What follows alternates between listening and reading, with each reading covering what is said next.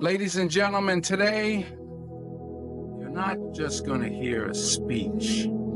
You're going to witness a moment in history reawakened, a moment when the world held its breath, when fighter jets danced with fire in the sky, when war knocked on the door and peace answered back. You're going to hear how one bold nation shook the earth not with rage, but with restraint, and how a president halfway across the world stepped into the storm and pulled two nuclear giants back from the edge. But that's only the beginning, because in the second half, we go even deeper into the pages of a book revealed over 1,400 years ago. A book that spoke of the universe, the atoms, the oceans, the embryo, long before science caught up. What scientists are discovering now was written then, and what that means for our future, that will leave you speechless. So sit tight, open your mind, and prepare your soul, because by the end of this, you won't just be informed, you'll be transformed. In February 2019, the world stood still as tensions between two nuclear-armed neighbors, India and Pakistan, reached a boiling point. What began as a tragic suicide bombing in Pulwama, Indian-administered Kashmir, rapidly escalated into a high-stakes standoff that had the potential to ignite a full-scale war. On February 26, India claimed it had carried out a preemptive strike on what it called a terrorist training camp in Balakot, inside Pakistan's territory. The Indian government stated that the strike was aimed at eliminating a threat posed by the group Jaish-e-Mohammed, which had claimed responsibility for the Pulwama attack. It was the first time since the 1971 war that Indian jets had crossed the line of control, LOC, into Pakistani airspace. The world watched with bated breath as events unfolded, fearing the ignition of yet another deadly conflict in South Asia. But the very next day, the world witnessed a response that would not only change the narrative, but also resonate with geopolitical significance far beyond the borders of South Asia.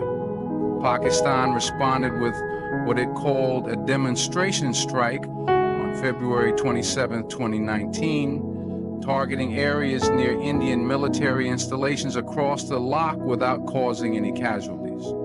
This calculated move showcased not only Pakistan's military capability, but also its strategic restraint. The Pakistan Air Force, PAF, crossed the low SF and deliberately dropped munitions in uninhabited areas, sending a clear message.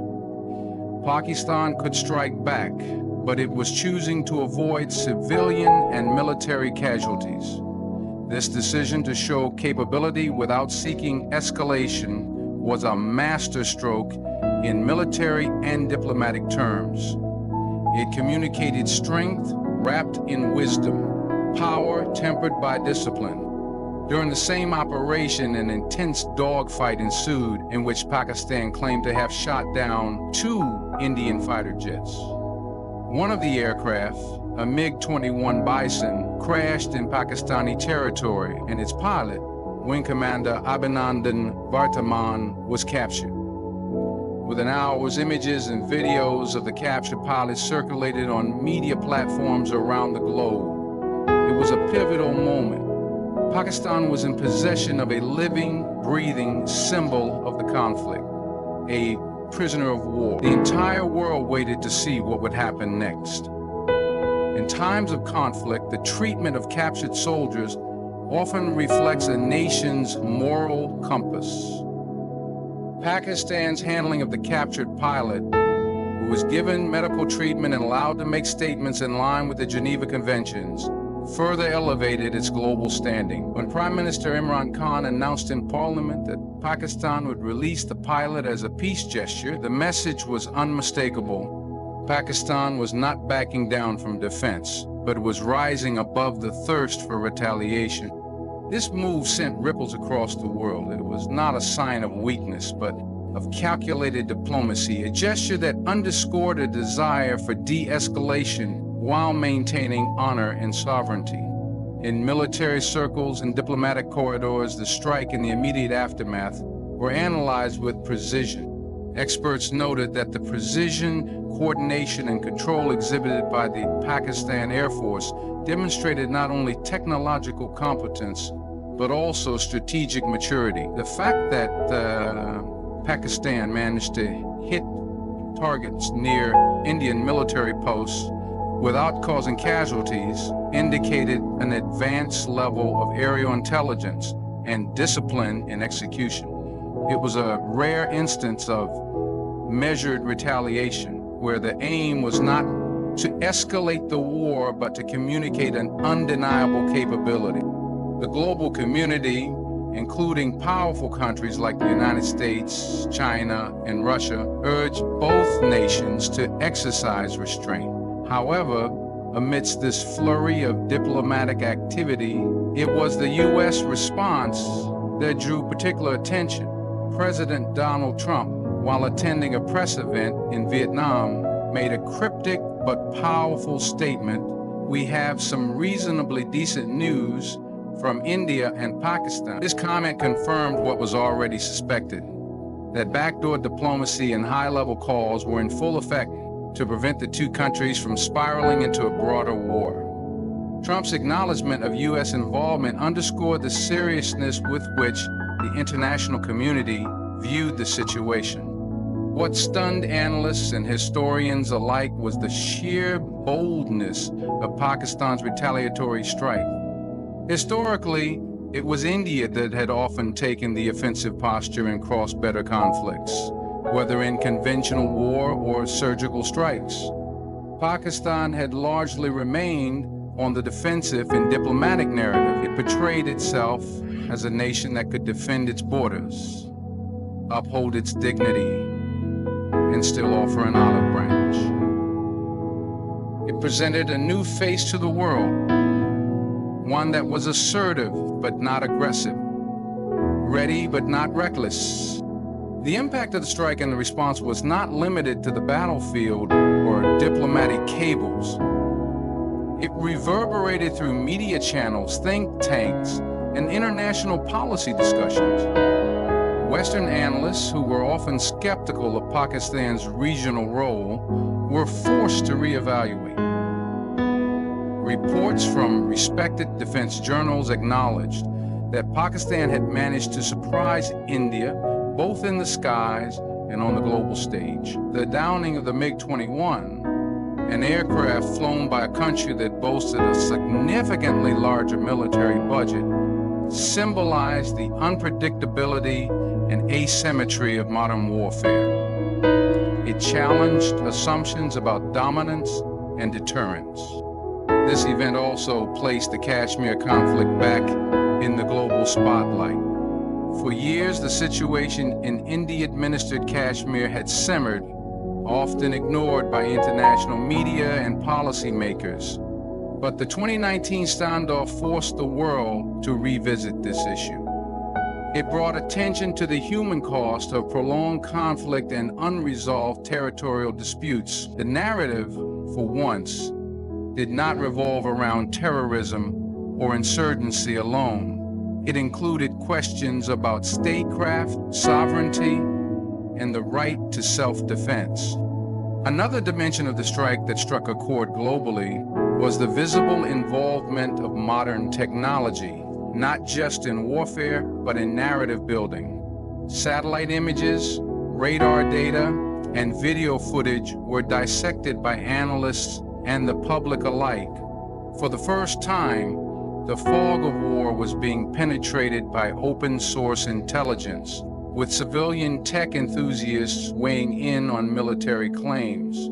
Pakistan's ability to control its narrative in real time through state media, diplomatic briefings, and international interviews was a significant evolution from previous decades when it often lagged behind in global public relations. One cannot overlook the psychological impact of the event.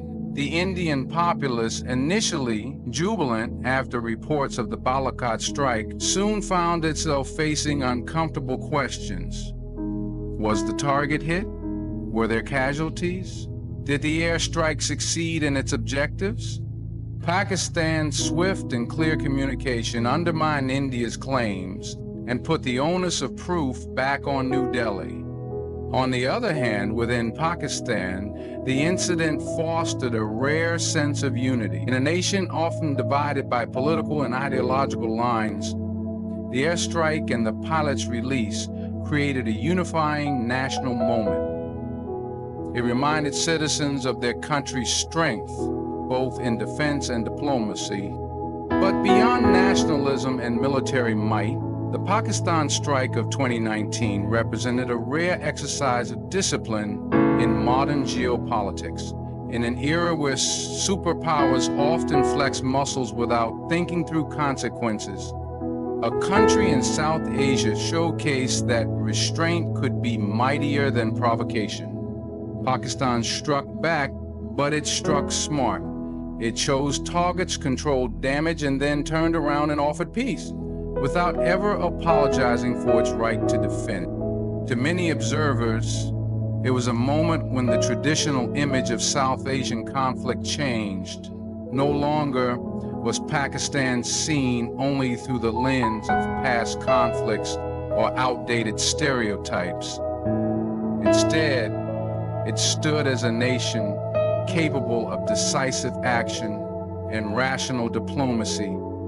A nation that had just shaken the world, not by starting a war, but by choosing not to. As tensions between India and Pakistan escalated following the Balakot and retaliatory airstrikes in February 2019, the international community grew increasingly alarmed. Both countries possessed nuclear weapons, and the threat of miscalculation loomed large. Global powers scrambled behind the scenes to contain the situation and avoid a catastrophic war.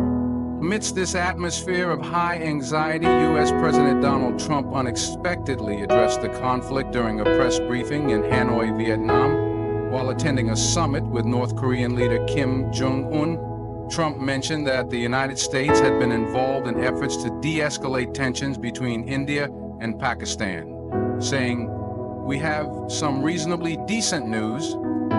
I think that's going to be coming to an end. We've been in the middle of trying to have them stop."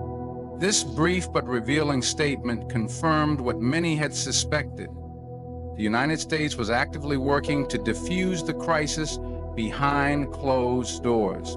Trump's words carried weight, not only because of the geopolitical influence the U.S. holds, but also because it indicated that the situation had reached a point where global mediation was deemed necessary. Though neither side officially detailed the extent of American involvement, subsequent reports suggested that U.S. diplomats were in constant contact with both New Delhi and Islamabad.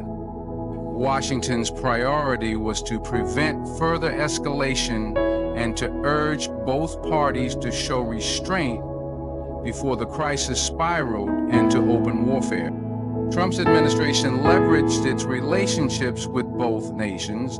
The U.S. had long been a strategic partner of India, especially in terms of defense and economic cooperation, while it also maintained critical ties with Pakistan due to its role in regional security, particularly concerning Afghanistan.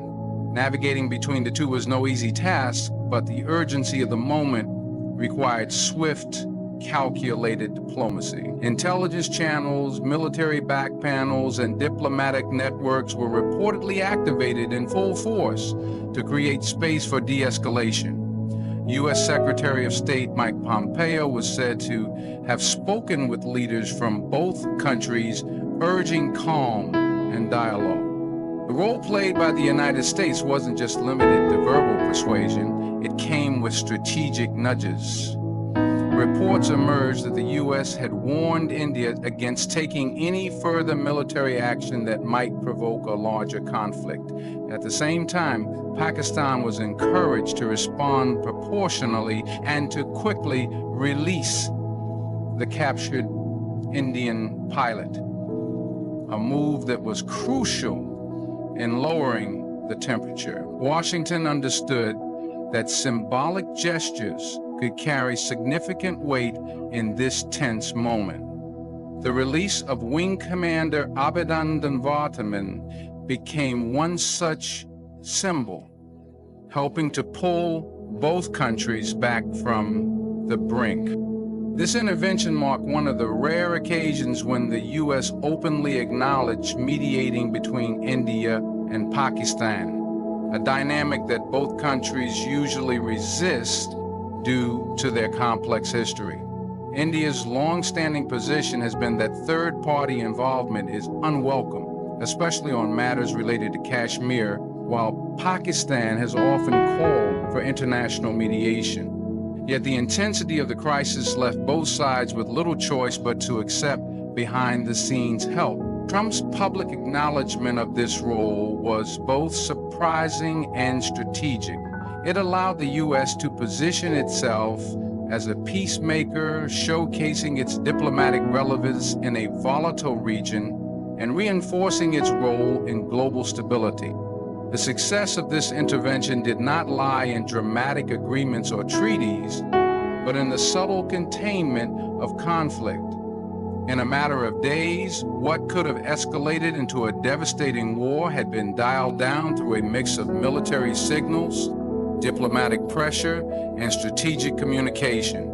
Trump's involvement, while unconventional in style, served as a reminder of how high-level international influence can still tip the scales away from war and toward temporary peace. Ladies and gentlemen, what we witnessed in 2019 was not just a confrontation between two nations. It was a turning point in modern geopolitical history. Pakistan's precise yet restrained response to aggression, the global reaction that followed, and the unexpected role of the U.S. president all revealed the delicate balance of power in our world. But more importantly, it revealed something deeper, that even in times of intense pressure, wisdom can triumph over provocation, and discipline can speak louder than destruction. And when science begins to echo truths revealed in the Quran centuries ago, it becomes clear this is not just about military power or political influence. It's about recognizing the signs, reflecting with sincerity, and rising with responsibility.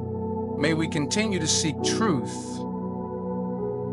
May we have the courage to speak it. And may we always choose the path of peace, guided by both reason and revelation. Thank you all for your attention, your hearts, and your minds. May you walk away from here not just informed, but inspired. Good luck in your journey ahead. Stay strong, stay grounded, and never stop seeking the truth. Peace be upon you.